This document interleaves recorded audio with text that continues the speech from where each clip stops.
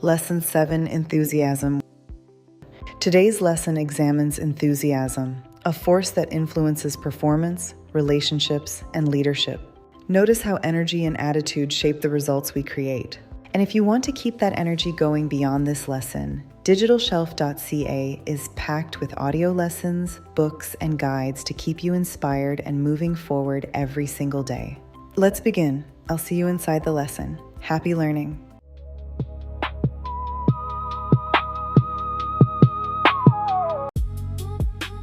Suggestion that he invested in a copy of Elbert Hubbard's Message to Garcia. The Law of Success, Lesson 7. Enthusiasm. You can do it if you believe you can. Enthusiasm is a state of mind that inspires and arouses one to put action into the task at hand. It does more than this. It is contagious and vitally affects not only the enthusiast, but all with whom he comes in contact. Enthusiasm bears the same relationship to a human being that steam does to the locomotive. It is the vital moving force that impels action. The greatest leaders of men are those who know how to inspire enthusiasm in their followers. Enthusiasm is the most important factor entering into salesmanship. It is by far the most vital factor that enters into public speaking. If you wish to understand the difference between a man who is enthusiastic and one who is not, compare Billy Sunday with the average man of his profession. The finest sermon ever delivered would fall upon deaf ears if it were not backed with enthusiasm by the speaker. How enthusiasm will affect you. Mix enthusiasm with your work, and it will not seem hard or monotonous. Enthusiasm will so energize your entire body that you can get along with less than half the usual amount of sleep, and at the same time, it will enable you to perform from 2 to 3 times as much work as you usually perform in a given period without fatigue. For many years, I have done most of my writing at night.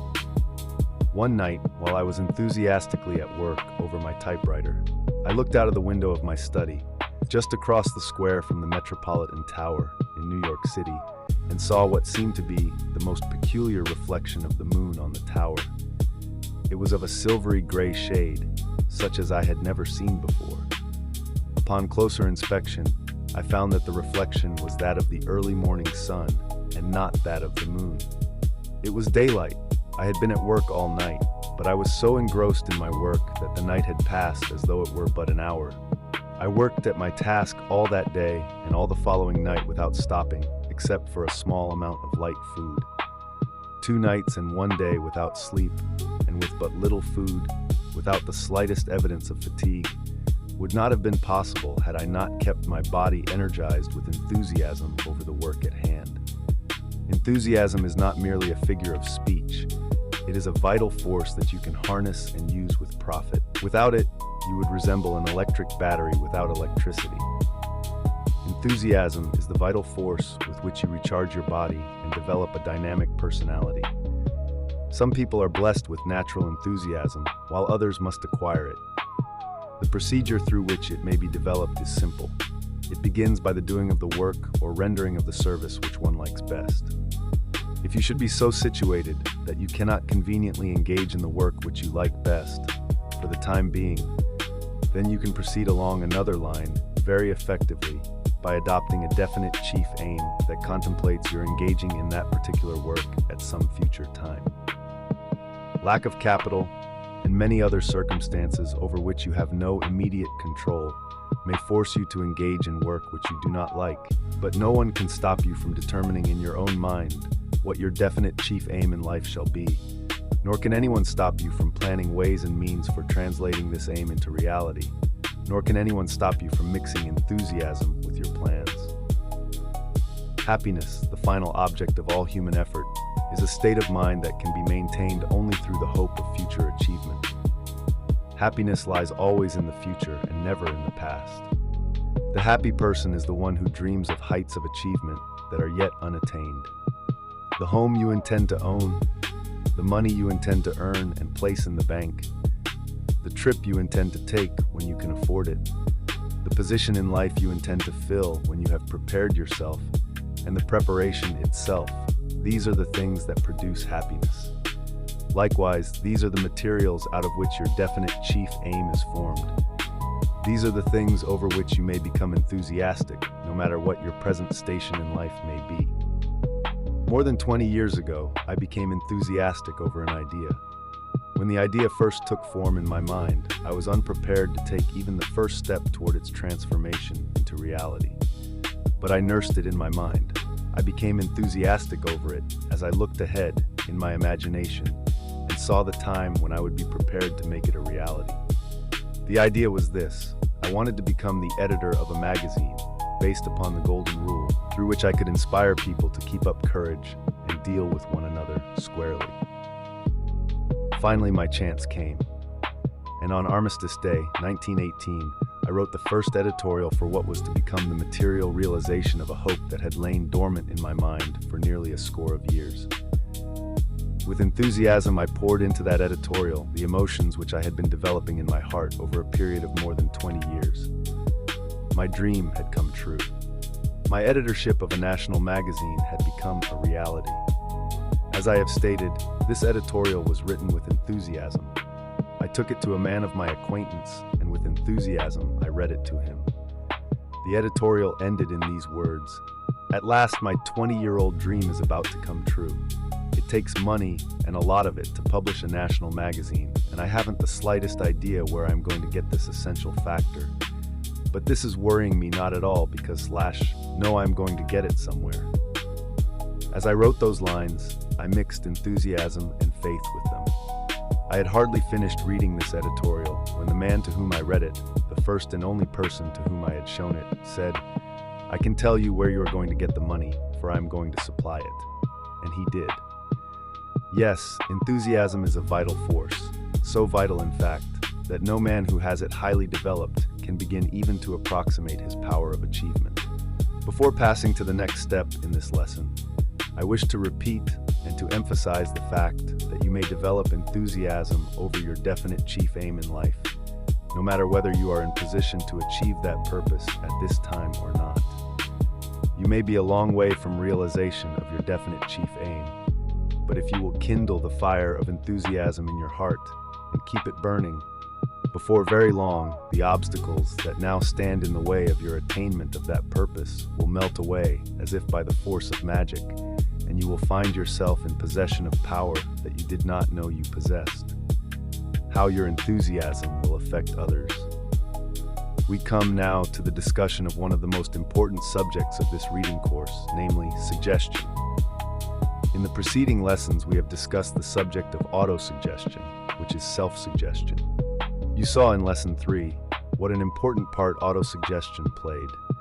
Suggestion is the principle through which your words and your acts, and even your state of mind. One of the most valuable things any man can learn is the art of using the knowledge and experience of others. 10. Influence others. That you may comprehend the far-reaching power of suggestion, let me refer to the introductory lesson in which the principle of telepathy is described. If you now understand and accept the principle of telepathy, the communication of thought from one mind to another without the aid of signs, symbols, or sounds, as a reality, you of course understand why enthusiasm is contagious and why it influences all within its radius. When your own mind is vibrating at a high rate because it has been stimulated with enthusiasm, that vibration registers in the minds of all within its radius, and especially in the minds of those with whom you come in close contact. When a public speaker senses the feeling that his audience is en rapport with him, he merely recognizes the fact that his own enthusiasm has influenced the minds of his listeners until their minds are vibrating in harmony with his own. When the salesman senses the fact that the psychological moment for closing a sale has arrived, he merely feels the effect of his own enthusiasm as it influences the mind of his prospective buyer and places that mind en rapport in harmony with his own. The subject of suggestion constitutes so vitally an important part of this lesson and of this entire course that I will now proceed to describe the three mediums through which it usually operates, namely, what you say, what you do, and what you think. When you are enthusiastic over the goods you are selling, or the services you are offering, or the speech you are delivering, your state of mind becomes obvious to all who hear you by the tone of your voice. Whether you have ever thought of it in this way or 11 not, it is the tone in which you make a statement, more than it is the statement itself, that carries conviction or fails to convince. No mere combination of words can ever take the place of a deep belief in a statement that is expressed with burning enthusiasm. Words are but devitalized sounds unless colored with feeling that is born of enthusiasm. Here the printed word fails me, for I can never express with mere type and paper the difference between words that fall from unemotional lips without the fire of enthusiasm back of them, and those which seem to pour forth from a heart that is bursting with eagerness for expression. The difference is there, however. Thus, what you say, and the way in which you say it, conveys a meaning that may be just the opposite to what is intended. This accounts for many a failure by the salesman who presents his arguments in words which seem logical enough, but lack the coloring that can come only from enthusiasm that is born of sincerity and belief in the goods he is trying to sell. His words said one thing, but the tone of his voice suggested something entirely different. Therefore, no sale was made. That which you say is an important factor in the operation of the principle of suggestion, but not nearly so important as that which you do. Your acts will count for more than your words, and woe unto you if the two fail to harmonize. If a man preach the golden rule as a sound rule of conduct, his words will fall upon deaf ears if he does not practice that which he preaches. The most effective sermon that any man can preach on the soundness of the golden rule is that which he 12 preaches by suggestion, when he applies this rule in his relationships with his fellow men. If a salesman of Ford automobiles drives up to his prospective purchaser in a Buick or some other make of car, all the arguments he can present in behalf of the Ford will be without effect. Once I went into one of the offices of the dictaphone company to look at a dictaphone, dictating machine. The salesman in charge presented a logical argument as to the machine's merits, while the stenographer at his side was transcribing letters from a shorthand notebook.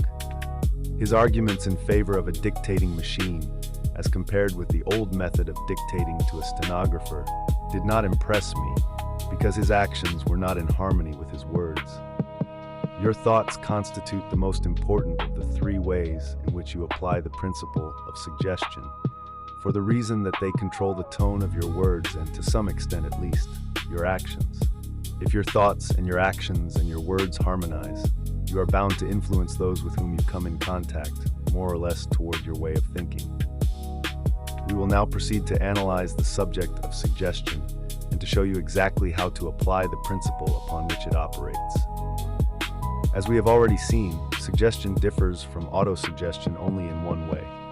We use it, consciously or unconsciously, when we influence others, while we use autosuggestion as a means of influencing ourselves.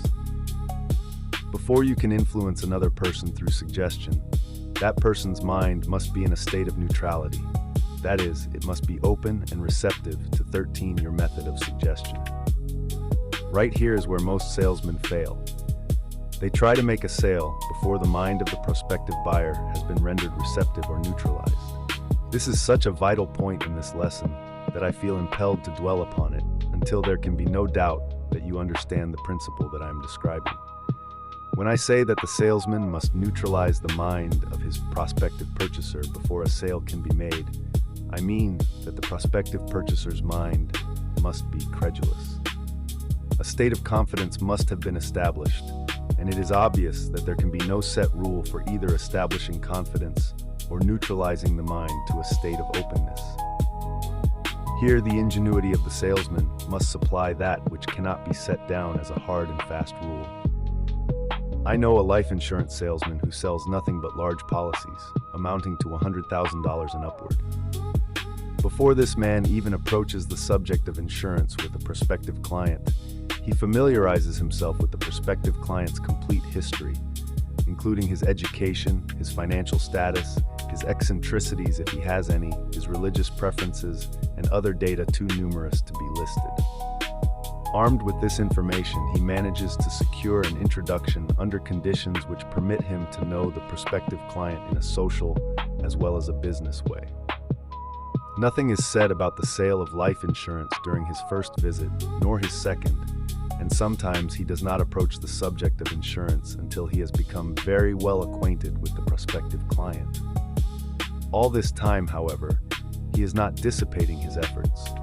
He is taking advantage of these friendly visits 14 for the purpose of neutralizing his prospective client's mind. That is, he is building up a relationship of confidence so that when the time comes for him to talk life insurance, that which he says will fall upon ears that willingly listen. Some years ago, I wrote a book entitled How to Sell Your Services.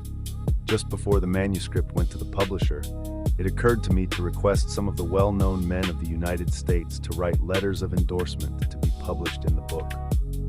The printer was then waiting for the manuscript.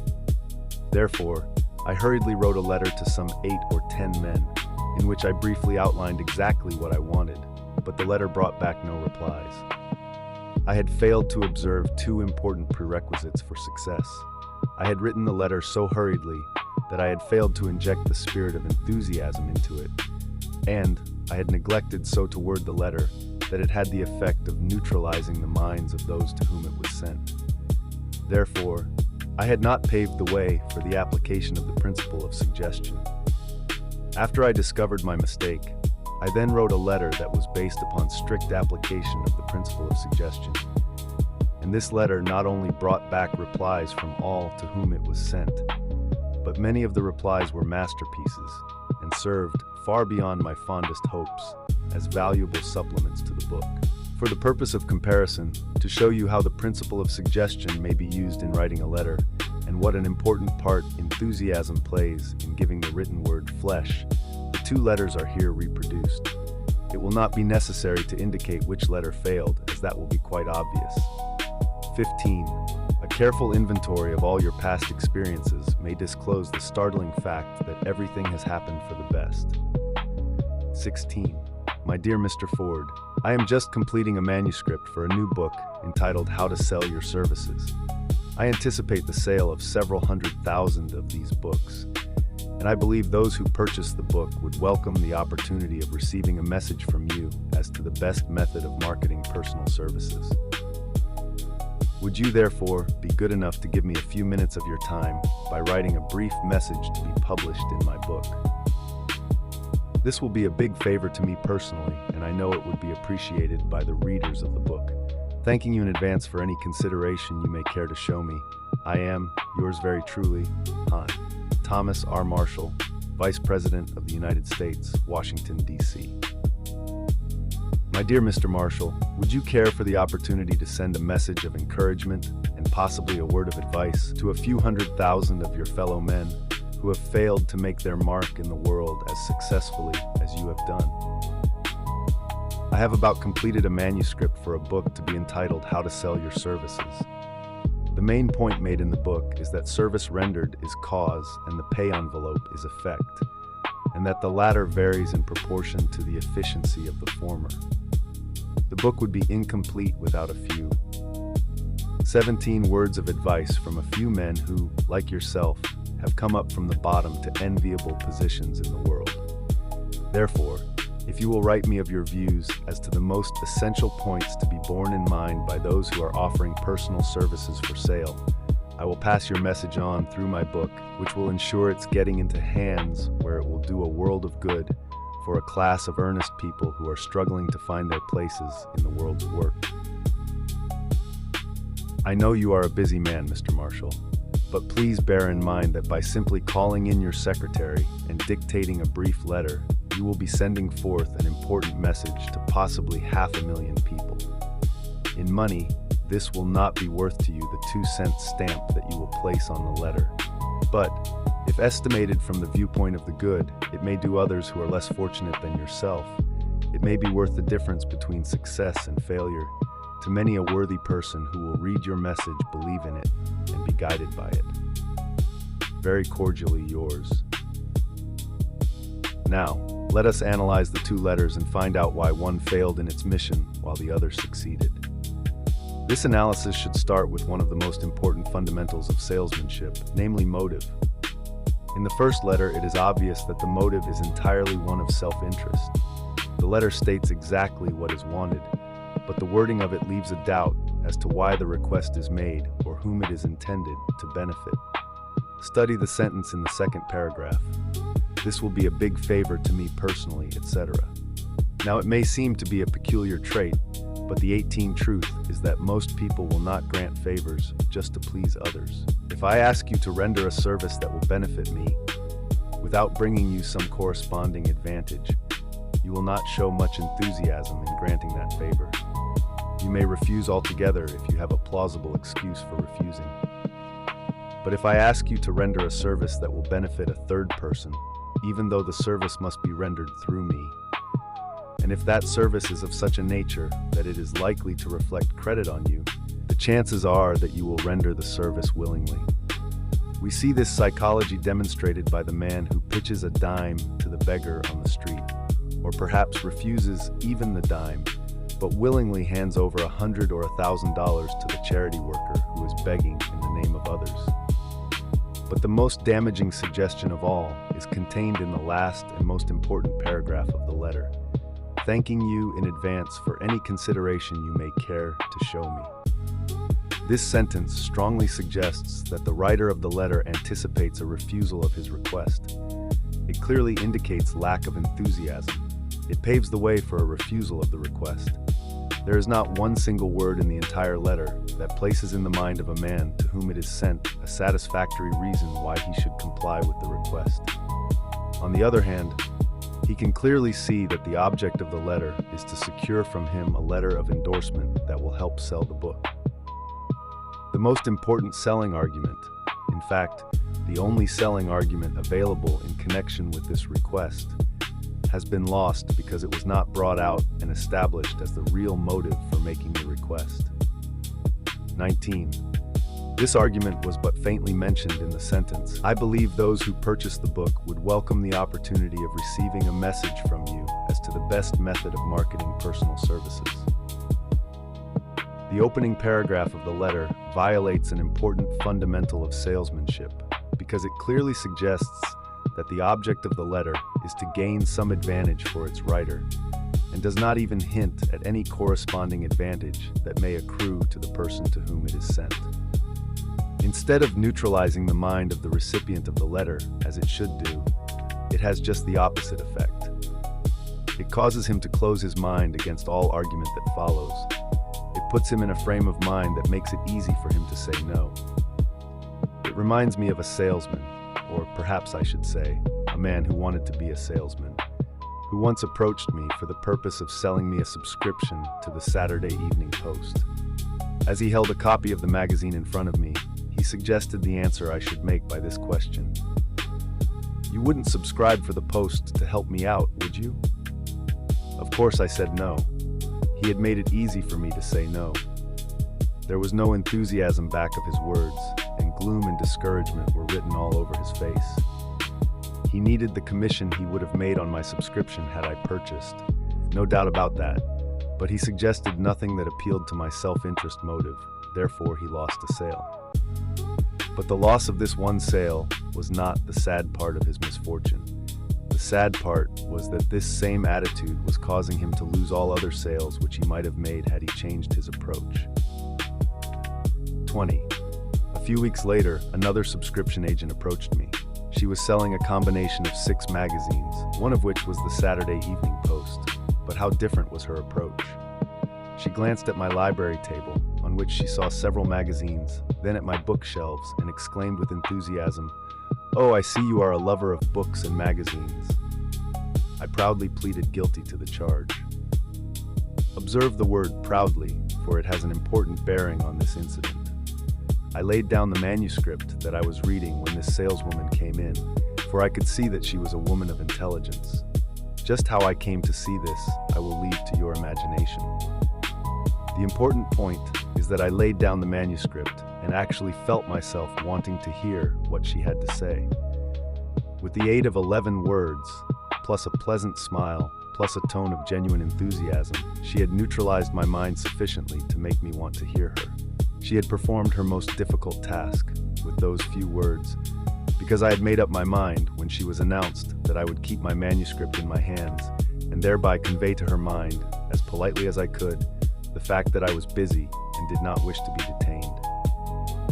Being a student of salesmanship and of suggestion, I carefully watched to see what her next move would be. She had a bundle of magazines under her arm, and I expected she would unroll it and begin to urge me to purchase, but she didn't.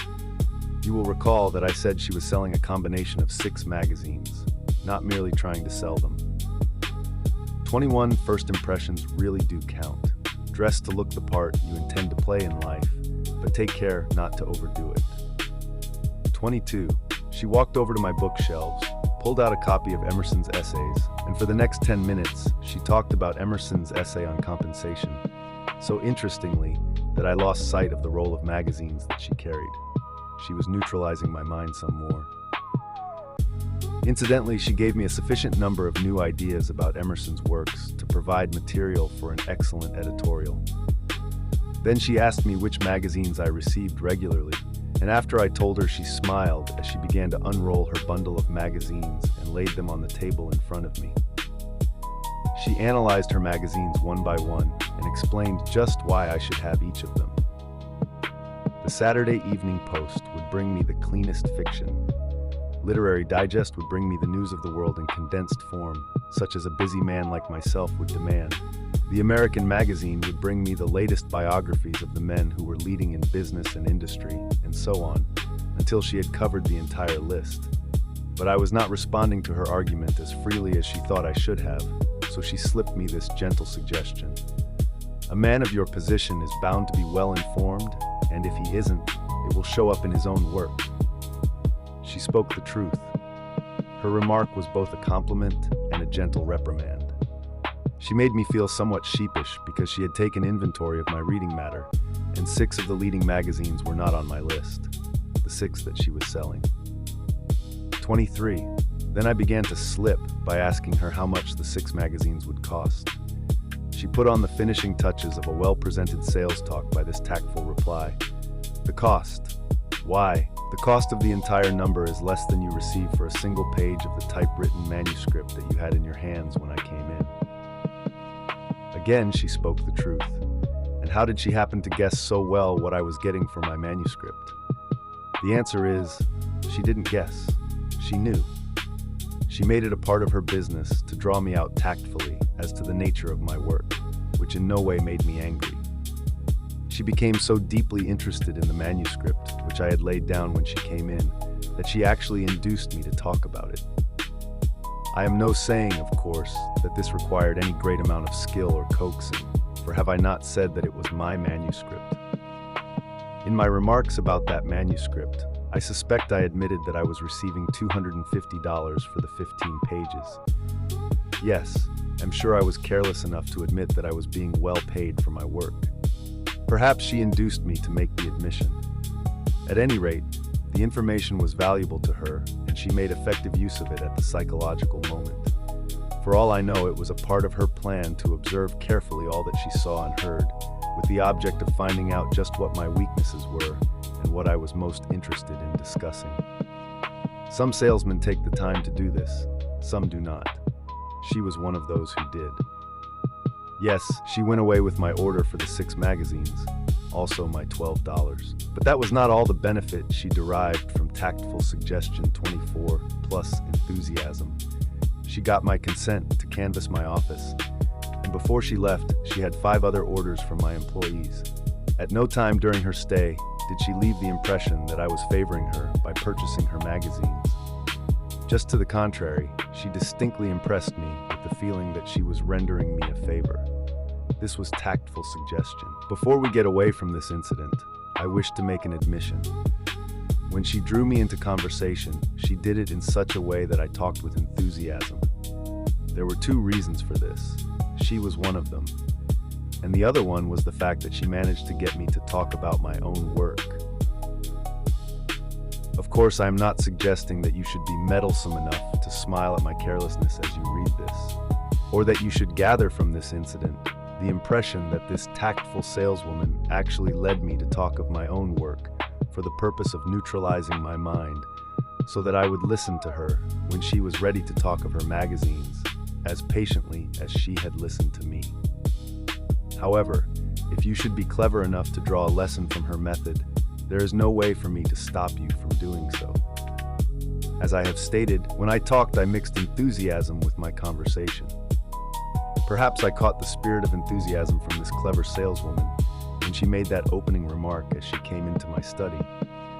Yes, I am sure this is where I caught it, and I am just as sure that her enthusiasm was not a matter of accident. She had trained herself to look for something in her prospective purchaser's office, or his 25 work, or his conversation, over which she could express enthusiasm. Remember, suggestion and enthusiasm go hand in hand. I can remember as though it were yesterday, the feeling that came over me when that would-be salesman pushed that Saturday evening post in front of me, as he remarked, "You wouldn't subscribe for the post to help me out, would you?" His words were chilled. They were lifeless. They lacked enthusiasm. They registered an impression in my mind, but that impression was one of coldness. I wanted to see the man go out at the door at which he had come in. Mind you, I'm not naturally unsympathetic, but the tone of his voice, the look on his face, his general bearing suggested that he was there to ask a favor and not to offer one. Suggestion is one of the most subtle and powerful principles of psychology. You are making use of it in all that you do and say and think. But unless you understand the difference between negative suggestion and positive suggestion, you may be using it in such a way that it is bringing you defeat instead of success.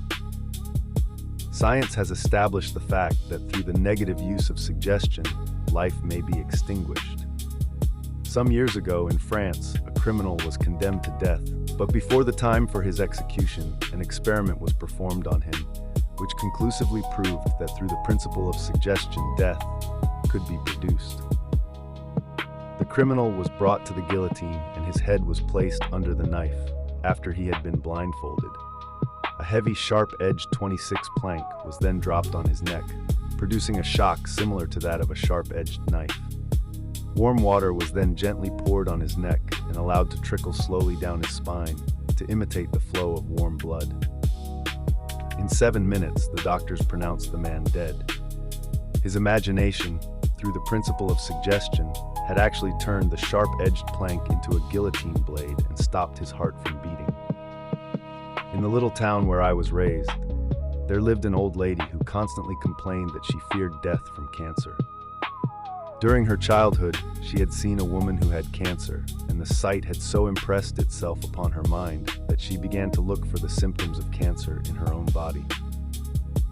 She was sure that every little ache and pain was the beginning of her long-looked-for symptom of cancer. I have seen her place her hand on her breast and have heard her exclaim, "Oh, I am sure I have a cancer growing here. I can feel it." When complaining of this imaginary disease, she always placed her hand on her left breast, where she believed the cancer was attacking her. For more than 20 years, she kept this up. A few weeks ago, she died with cancer on her left breast. If suggestion will actually turn the edge of a plank into a guillotine blade and transform healthy body cells into parasites out of which cancer will develop, can you not imagine what it will do in destroying disease germs if properly directed? Suggestion is the law through which mental healers work what appear to be miracles.